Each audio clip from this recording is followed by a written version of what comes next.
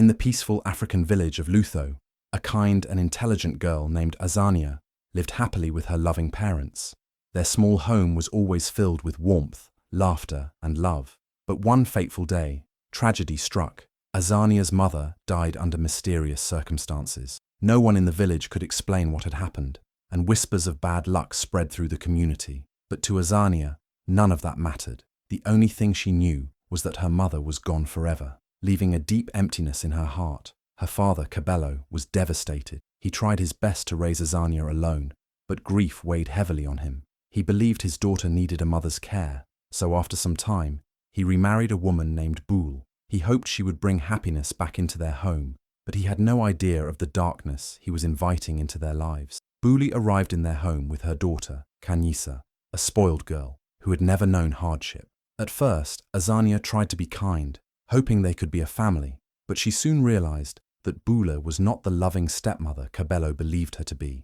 In front of Cabello, Boule acted sweet, treating Azania like her own child. But the moment he left for work, her kindness vanished. She favored Kanyisa, spoiling her with beautiful clothes, delicious food, and endless affection, while Azania was treated like a servant. Boule forced Azania to do all the house chores, making her clean, cook, and fetch water, while Kanyisa played and enjoyed a life of comfort. Whenever Azania tried to complain, Boule's sharp eyes silenced her with a single glare. And Cabello, he remained blind to it all, fooled by Boule's false kindness.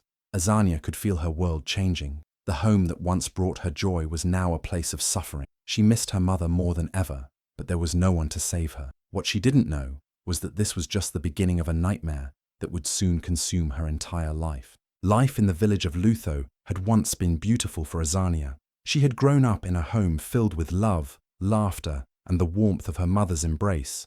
But ever since her mother's death and her father's remarriage, everything had changed.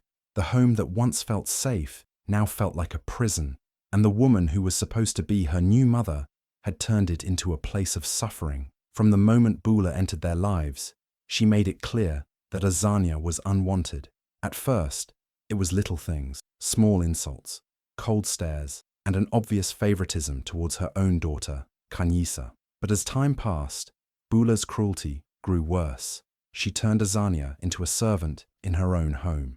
While Kanyisa lived like a princess, Azania was forced to do all the house chores. Every morning, before the sun even rose, Azania was woken up by Boule's sharp voice. "Get up, lazy girl. There is work to be done," she would snap, pulling the blankets off Azania's small, shivering body. While Kanyisa lay comfortably in bed, Azania had to start her day by sweeping the house, fetching water from the river, and preparing breakfast, not for herself, but for Boule and Kanyisa. She watched as they sat at the table, enjoying warm, delicious food, while she was given nothing but leftovers, if there were any. If she dared to ask for more, Boule's eyes would darken with anger. "Be grateful for what you get," she would hiss, making Azania's heart sink. After breakfast, while other children in the village went to school, Azania stayed behind, forced to continue working. She scrubbed floors until her hands ached, washed clothes until her fingers turned raw, and cooked meals she was barely allowed to taste.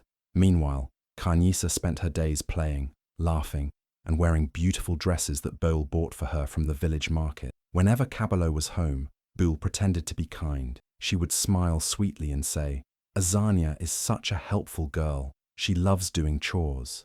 And Cabello, unaware of the truth, would nod and praise his daughter for being responsible. Azania wanted to scream, to tell her father the truth, but the fear of Boule's punishments kept her silent. She knew what would happen if she spoke out, because when Cabello was away for work, Azania's life became a living nightmare. Boule's cruelty had no limits. If Azania made even the smallest mistake, if she spilled water, burned food, or forgot to do something, she was met with harsh punishments. Sometimes it was a slap across the face. Other times, it was being locked outside in the cold for hours, forced to sleep on the hard ground like an animal. The worst days were when Boule was in a particularly bad mood. On those days, she would find any excuse to punish Azania. "You are useless, just like your mother," she would sneer, her words cutting deeper than any wound. "I don't even know why Cabello keeps you here." Azania would bite her lips to stop the tears from falling. Crying only made Boule angrier. She learned to hold the pain inside, to swallow her sadness like a bitter pill. But inside, her heart was breaking. She missed her mother. She missed the warmth of her father's love. She missed the days when she was treated like a child, not a slave. At night, after a long day of work and suffering, Azania would curl up on the small mat she called a bed. She could hear Kanyisa snoring peacefully in the soft, warm blankets that Bul had bought for her. Azania closed her eyes tightly, praying that one day things would change, that one day she would be free from this misery. But deep down, a terrible fear whispered in her heart. What if things never changed? What if this was her life forever? With no one to protect her, no one to hear her cries, Azania felt completely alone. And as the darkness of the night surrounded her, she wondered if she would ever escape the cruelty that had become her world. Azania had always believed that no matter how bad things got, they couldn't get worse. But she was wrong. Bul's cruelty had no limits. And soon, she came up with a plan to destroy Azania completely. At first, Bul made sure that Azania was treated like a servant. She forced her to do all the house chores, while Kanyisa lived like a princess. But one day, Bul decided that even that wasn't enough. She wanted to break Azania's spirit, to take away everything that made her hopeful. And the first thing she took away was food. Azania's meals became smaller and smaller. At first, she was given plain porridge while Bul and Kanyisa ate rich, delicious meals. Then, even that stopped. Now, she was only given scraps. The bones left after Bulu and Kanyisa had eaten all the meat, the dry pieces of bread no one else wanted. Some nights, she was given nothing at all. Her stomach growled in pain, but when she asked for more food, Bul only laughed. "You don't deserve to eat like us," she said, tossing a tiny piece of burnt food onto Azania's plate. "Be grateful you get anything at all." Meanwhile, Kanyisa ate like a queen. Every day she had warm, delicious meals, soft bread, sweet fruit, roasted meat, and fresh milk. She would smirk at Azania as she ate, enjoying the power she had over her. This is so good," she would say, licking her fingers while Azania sat nearby, her stomach aching from hunger. But Beulah wasn't finished. Taking away Azania's food wasn't enough. She wanted to take away her future too. One morning, as Azania was getting ready for school, Beulah stopped her at the door. "Where do you think you're going?" she asked, crossing her arms. "To school, Mama," Azania said, her voice small. Beulah's eyes darkened. "You are not going to school anymore," she said. "School is for important people, not for useless girls like you." Azania's heart sank. "But I want to learn," she whispered. Beulah grabbed her by the arm, her fingers digging into Azania's skin. "You will stay home and work. That is all you are good for," she said coldly. Tears filled Azania's eyes, but she knew there was no point in arguing. If she fought back, Bul would punish her even worse.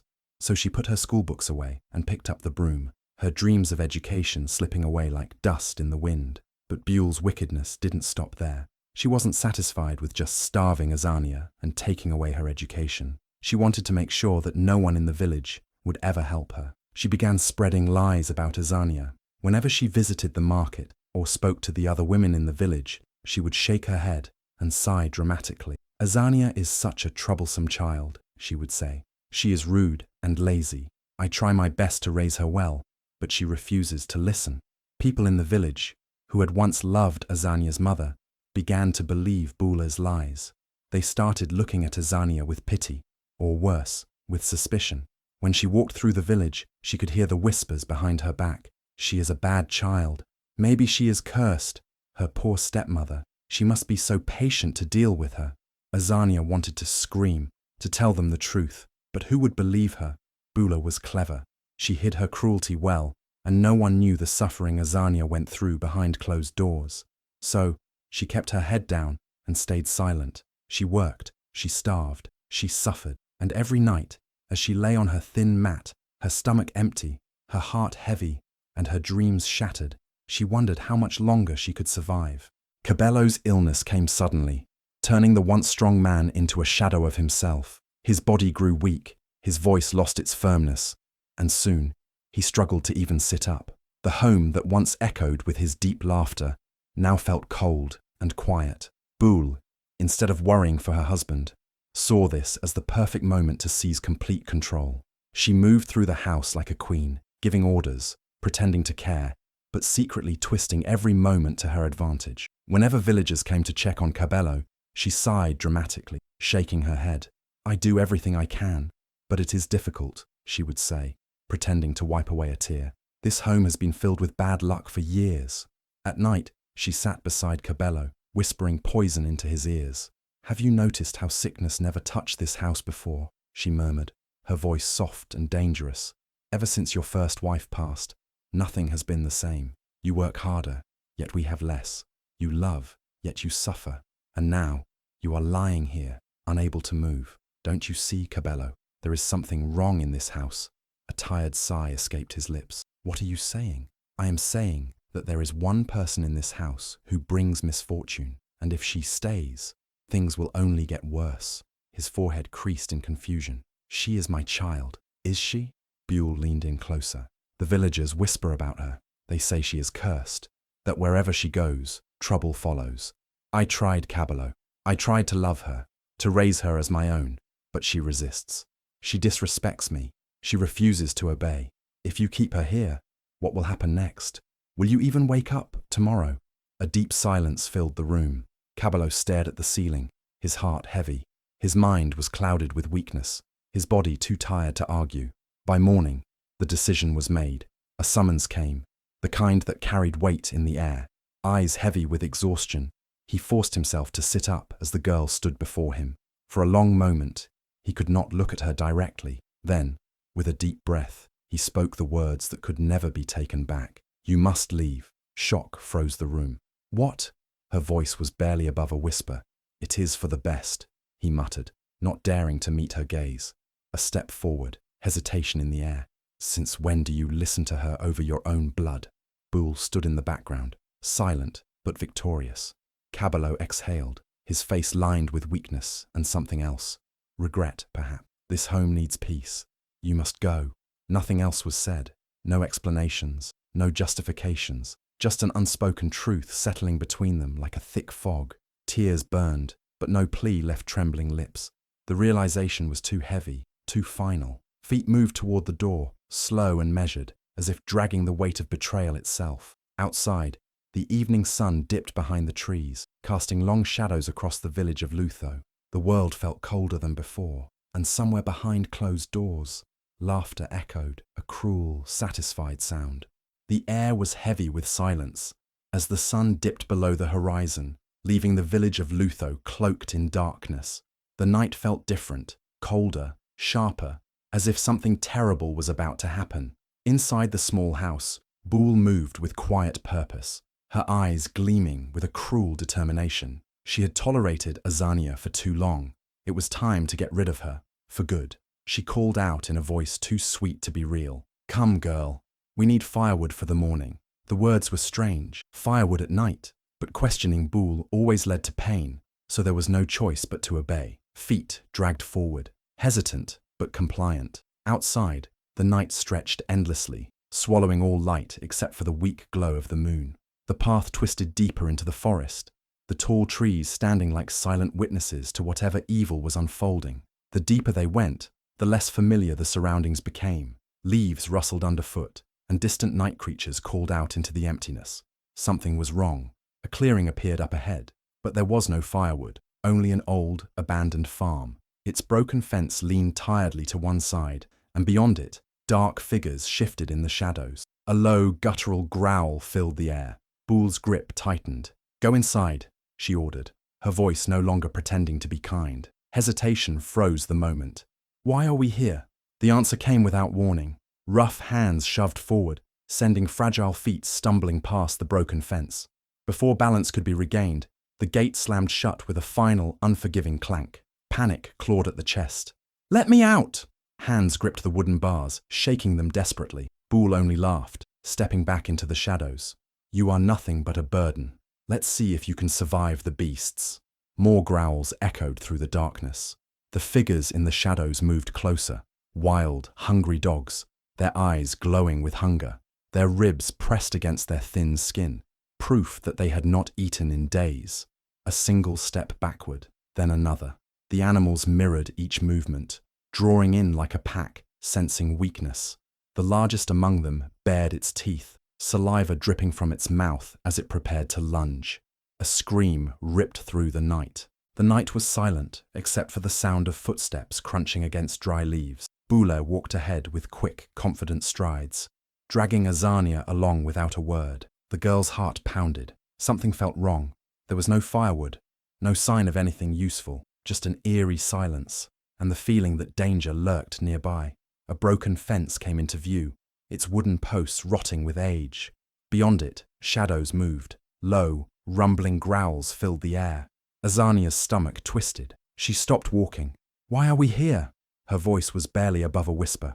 Before she could get an answer, strong hands shoved her forward. Her body stumbled over the uneven ground, and she fell to her knees inside the enclosure. Sharp pain shot through her hands as they scraped against the dirt. The moment she hit the ground, a loud clank echoed in the darkness. The gate had been locked. Azania's breath came fast and shaky. She scrambled to her feet and ran to the wooden bars, gripping them tightly. "Let me out!" she cried, shaking the gate desperately. Boule stood on the other side, her arms crossed, a cruel smirk playing on her lips. "No one is coming for you," she said. "You are nothing. You have always been nothing."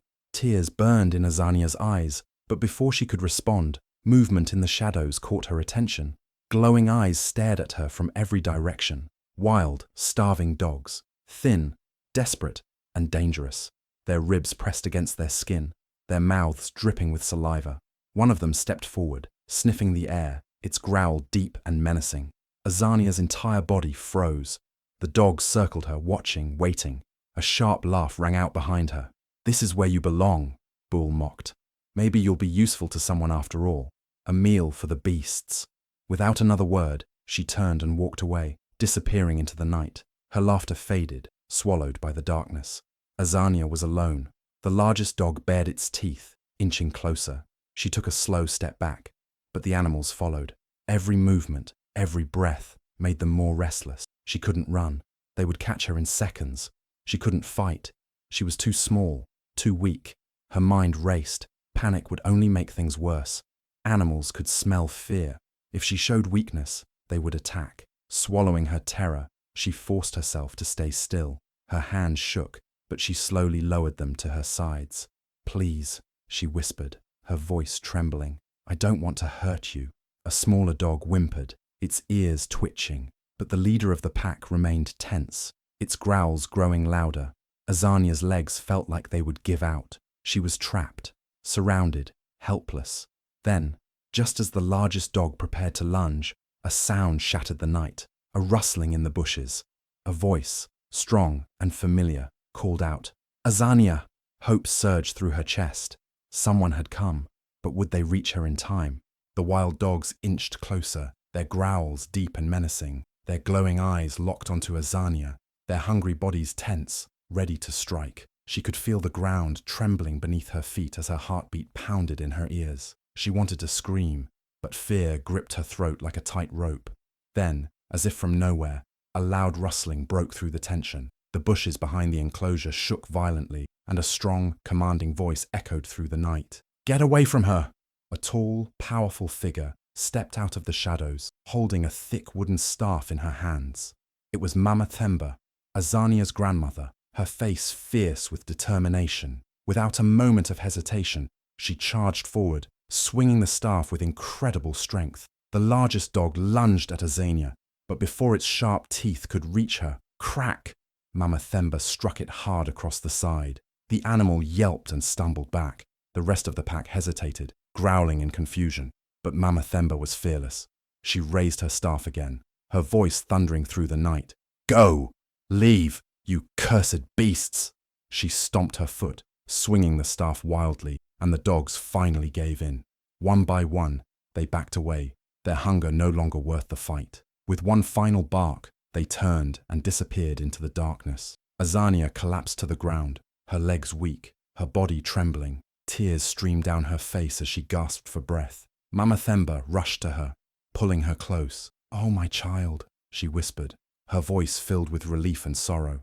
"I've been looking for you everywhere." Azania clung to her grandmother, sobbing into her warm embrace. "She left me here," she choked out. "She wanted me to die." Mama Themba's eyes darkened with fury. She had suspected Boule's cruelty, but this was pure evil. She held Azania tighter, rubbing her back gently. No one will ever hurt you again, my sweet child." Carefully, she helped Azania to her feet. The girl's body ached from exhaustion and fear, but she knew she was finally safe. With Mama Themba's strong arms wrapped around her, they made their way out of the cursed farm. The journey back to the village was slow. The forest stretched endlessly before them, the trees whispering in the wind. Mama Themba carried Azania when her legs grew too weak, humming a soft, comforting song. When they finally reached the old woman's small hut at the edge of the village, she wasted no time. She laid Azania down on a soft mat, bringing warm water and healing herbs. As she gently cleaned the girl's wounds, she spoke in a soothing voice. "You are stronger than you know, Azania. You have survived what no child should ever endure. But hear me now. Your suffering ends tonight." Azania watched her grandmother, her heart swelling with emotions she couldn't name. For the first time in so long, she felt safe, loved. Mama Themba tucked a warm blanket around her, brushing a strand of hair from her face. "Rest, my child. Tomorrow we will show the world the truth." As Azania closed her eyes, exhaustion finally pulling her into sleep, one thought remained in her heart. She was no longer alone. In the weeks that followed the terrible events, whispers of Bool's misdeeds spread quickly throughout the village. Neighbors who had once admired her gentle smile began to exchange knowing glances and murmurs of disapproval. Soon, many realized that the kindness she showed to outsiders was nothing but a cover for her cruelty at home. People recalled the cold way she treated Azania, the deliberate neglect, and even the shocking tale of the night when Azania was left with the wild dogs. The truth was hard to ignore, and as word spread, the villagers grew angry and disillusioned with her. Cabello, who had been slowly recovering from his long illness, began to hear these stories.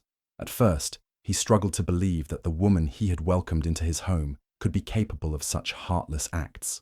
Yet, as more villagers spoke up with details he had never known, a deep sense of regret took hold of him. He remembered the quiet moments when Azania's eyes would search for his understanding, the silent plea for protection that went unanswered. The realization that he had been blinded by false appearances and deceit tore at his heart. Every whispered account, every tearful confession from someone who had seen Azania's suffering, confirmed that he had made a terrible mistake. One bright morning, as Cabello worked in his small garden, trying to regain some sense of peace, he was approached by a group of villagers. They spoke gently at first, but soon their voices grew firm as they recounted the terrible treatment Azania had endured. Their words painted a picture of a household where cruelty reigned, a place where a young girl was starved, humiliated, and left alone in moments of desperation. Each word struck Cabello like a blow, and his heart filled with sorrow and guilt. He realized that the home he had tried so hard to protect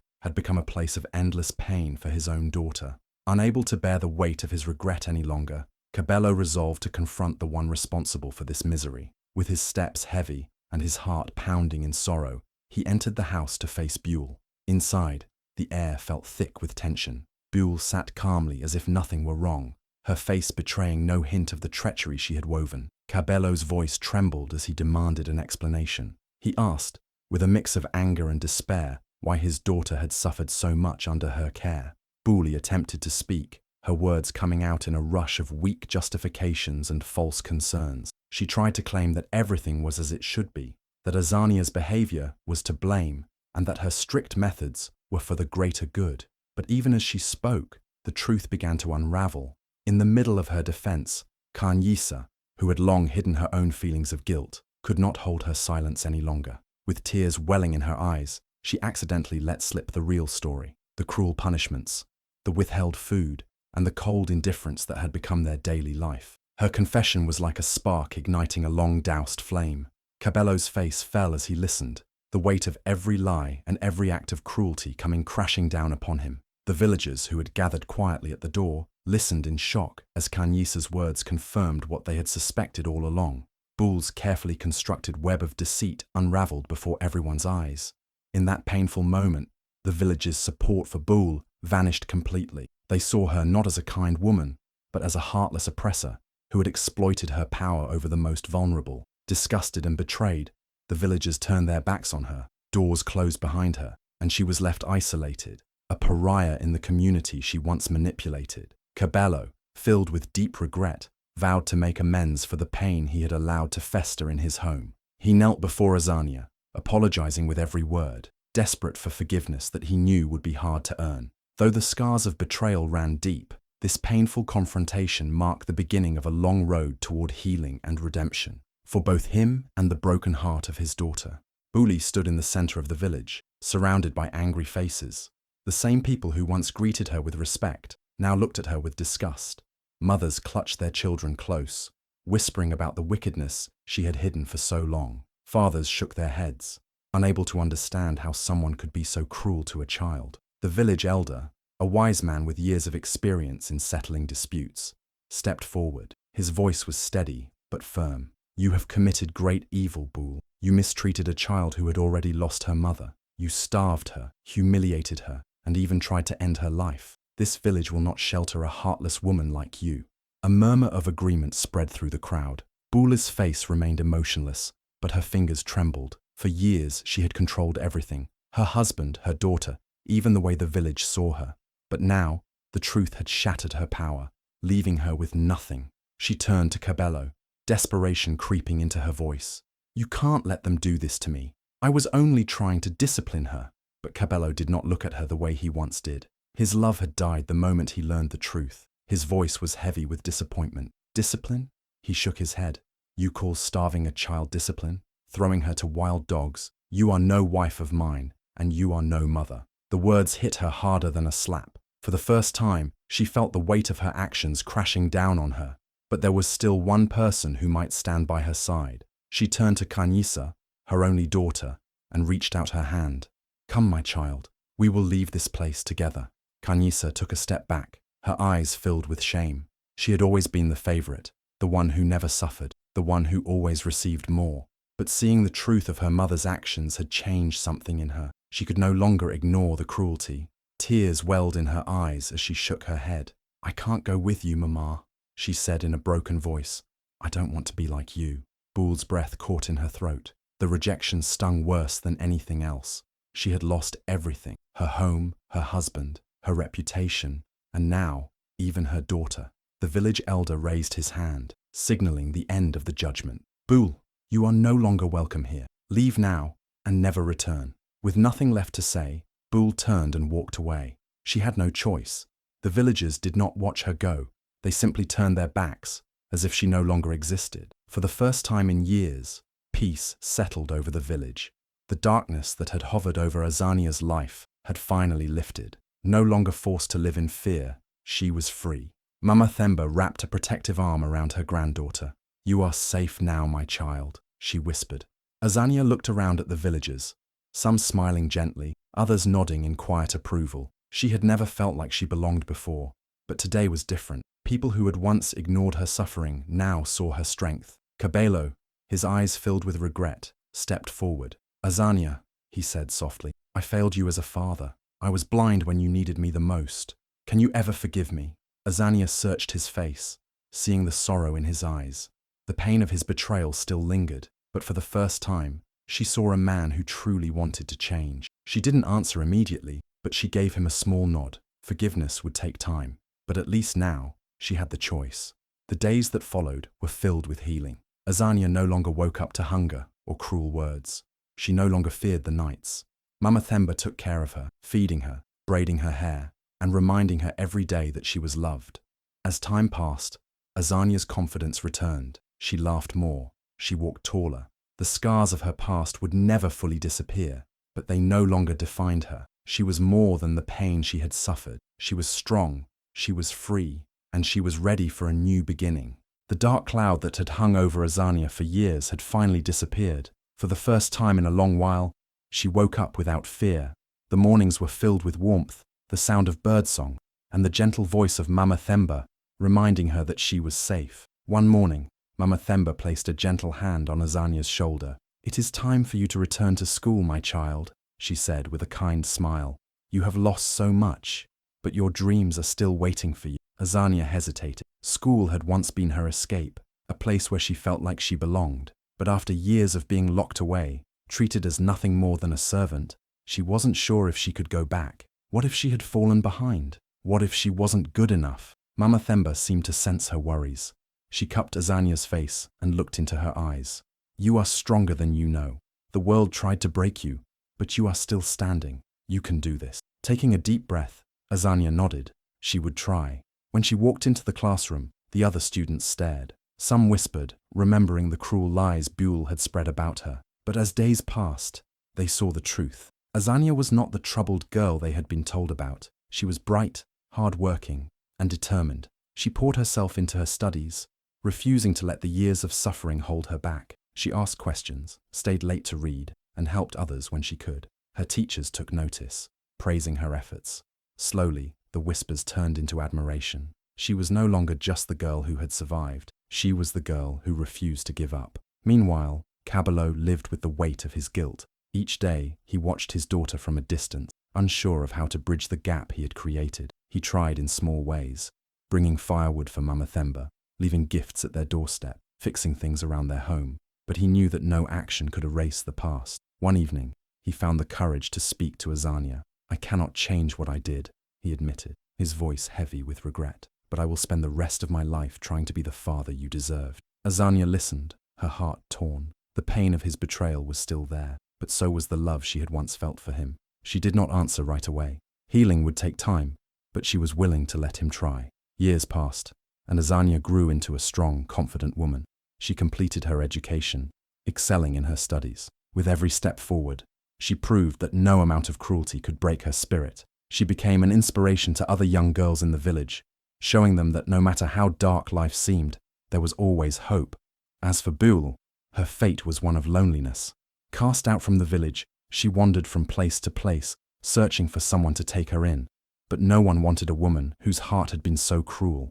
She had spent years trying to destroy Azania, but in the end, she had only destroyed herself. One evening, as the sun set over the village, Azania stood outside Mama Themba's home, watching the sky turn golden. She no longer carried the weight of her past like a burden. She was free, she was loved, and she was ready for whatever the future held.